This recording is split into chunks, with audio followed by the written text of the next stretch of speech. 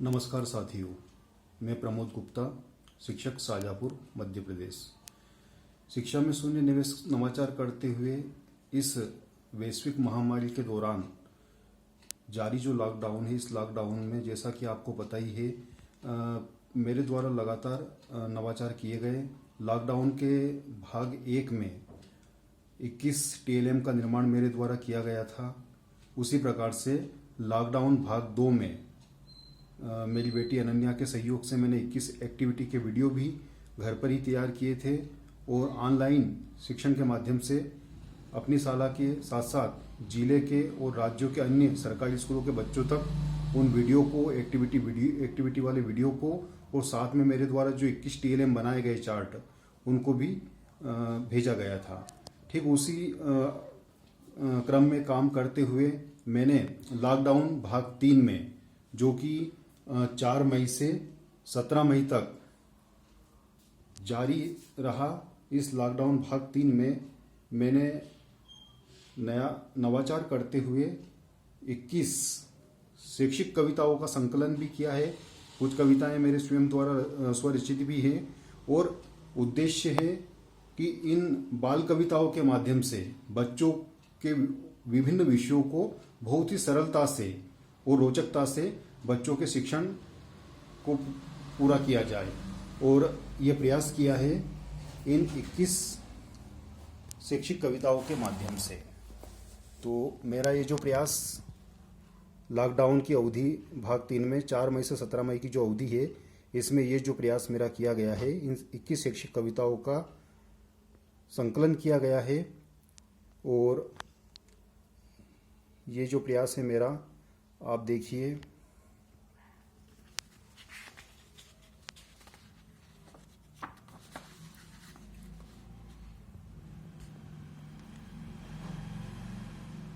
इक्कीस बाल शैक्षिक कविताएं, बाल छोटी छोटी कविताओं के माध्यम से विभिन्न विषयों का रोचक ज्ञान।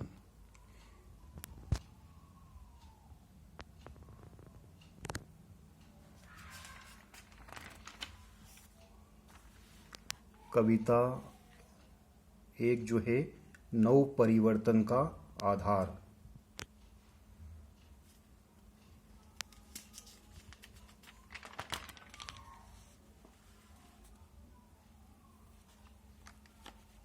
इसी प्रकार कविता 2, गणित विषय से संबंधित गुणा की संक्रियाओं को कविताओं के माध्यम से बच्चों को किस प्रकार से रोचक तरीके से, सरल तरीके से समझाया जा सकता है, कौन कितनी बार प्रयास किया गया है।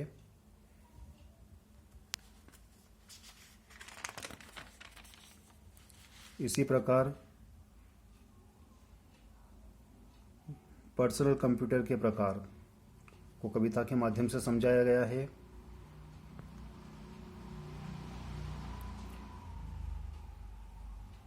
मधुर शरीर, अपने शरीर के बारे में जानकारी कविता के माध्यम से बच्चों को देने का प्रयास किया गया है।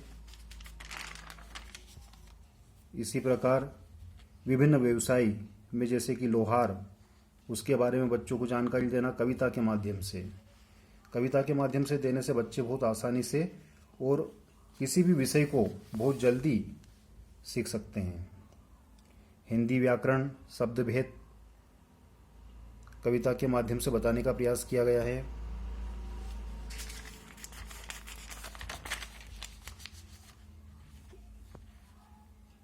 इसी प्रकार हम और हमारी फसलें, विभिन्न फसलों के बारे में बच्चों को रबी, खरीफ और जायद की फसलों को कविता के माध्यम से समझाने का प्रयास किया गया है।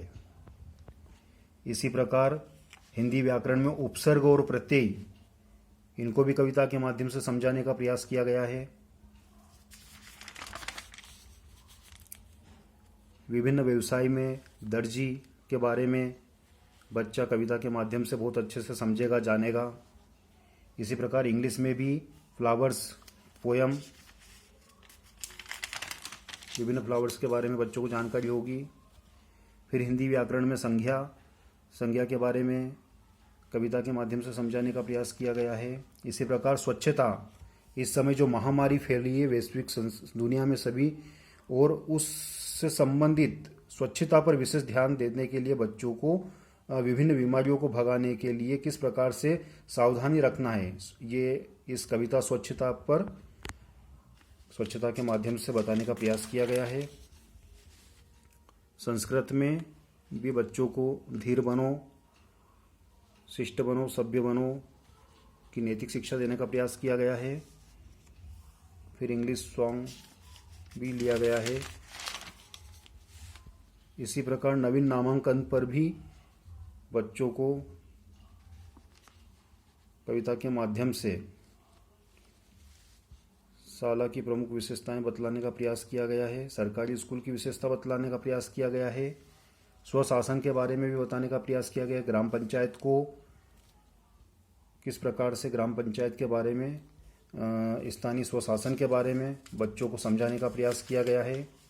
ये कक्षा 1 से लगाकर 8 तक के बच्चे इन चीज़ों को इन कविताओं के माध्यम से बहुत आसानी से बहुत सारी बातें, बहुत सारे विषय को क्लियर कर सकते हैं। इसी प्रकार सामान्य ज्ञान, हमारे राष्ट्रीय प्रतीक को भी कविता के माध्यम से बच्चों को बतलाने का प्रयास किया गया है। हमारे राष्ट्रीय वाक्य, पशु, पुष्प, चिन्ह, पक्षी, ध्वज, मुद्रा, नदी, इन सभी को कविता में समेटा गया है। और इस प्रकार से कविता की इन पंक्तियों के माध्यम से बच्चों को सामान्य ज्ञान में भी वृद्धि करने का प्रयास किया गया है। इसी प्रकार मैं कौन हूँ कविता के माध्यम से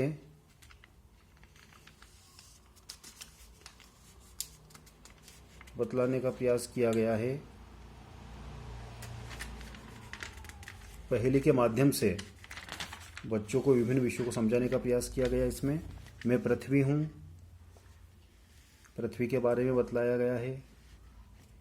उसके बाद बच्चों को हिम्मत ना हारो, किस प्रकार से सेवा भाव का सदा मान रखना, मम्मी पापा का सहयोग करके करो समय का सदुपयोग। इस महामारी में किस प्रकार से बच्चे हिम्मत से काम लेते हुए, अपनी पढ़ाई जारी रखते हुए, माता पिता का सहयोग करते हुए अपना काम करें। और कविता नंबर जो 21 है, सरकारी शिक्षा के बारे में विशेष रूप से बताया गया है कि किस प्रकार से हम सबकी सरकारी शिक्षा, सबसे बेस्ट सरकारी शिक्षा, नित नए नवाचारों से इसका मान बढ़ाएंगे, खोया हुआ सम्मान इसका फिर से लेकर आएंगे। इस प्रकार लगातार मेरे द्वारा ये जो प्रयास किए गए हैं, इन सभी प्रयासों का एक ही उद्देश्य है कि सरकारी स्कूलों में पढ़ने वाले बच्चों को किस प्रकार से हम अभी इस समय, संकट के समय में, लॉकडाउन की घड़ी में घर पर बैठे बैठे शिक्षा उपलब्ध करा सकते हैं। शासन तो अपने स्तर पर बहुत प्रयास कर ही रहा है। डिजी लैब के माध्यम से लगातार हम बच्चों से संपर्क कर रहे हैं। बच्चों के पालकों तक डिजी लैब के द्वारा जो विभिन्न विषयों की शिक्षाएं वहां से दी जा रही है, उसको बच्चों के पालकों तक और बच्चों तक पहुंचा रहे हैं। लेकिन साथ ही हम अपने स्तर से भी यह प्रयास कर रहे हैं, लगातार बच्चों को ऑनलाइन क्लासेस चला रहे हैं। कक्षा का घर पे ही निर्माण करते हुए इन विभिन्न टीएलएम के माध्यम से बच्चों को लगातार पढ़ा रहे हैं। टीएलएम का भी उपयोग कर रहे हैं, विभिन्न एक्टिविटी का उपयोग कर रहे हैं और इस घर पर ही बनाए गए कक्षा से और इन शैक्षिक कविताओं के माध्यम से बच्चों को उनकी पढ़ाई में सहयोग कर रहे हैं। तो ये प्रयास किया गया है मेरी ओर से, मेरी तरफ से। लॉकडाउन की इस तीसरी अवधि में 21 शैक्षिक कविताओं का, इन 21 शैक्षिक कविताओं से ना सिर्फ मेरे विद्यालय के बच्चे बल्कि पूरे जिले और राज्य के सरकारी स्कूलों के तमाम बच्चों को ऑनलाइन कविताएं पहुंचाई जाएगी। और इस प्रकार से इन कविताओं से बच्चे विभिन्न विषयों को, हिंदी हो, गणित हो, अंग्रेजी हो, संस्कृत हो, सामान्य ज्ञान हो या नैतिक शिक्षा हो, इन सभी चीज़ों को इन कविताओं में समेटने का प्रयास किया है मैंने। और विभिन्न किताबों से, विभिन्न शिक्षकों से मदद लेकर, विभिन्न नवाचारी ग्रुपों से मदद लेकर इन सारी चीज़ों को मैंने समेटने का प्रयास किया है। और इस प्रकार से इन 21 मुख्य शैक्षिक कविताओं का संकलन पूर्ण किया है।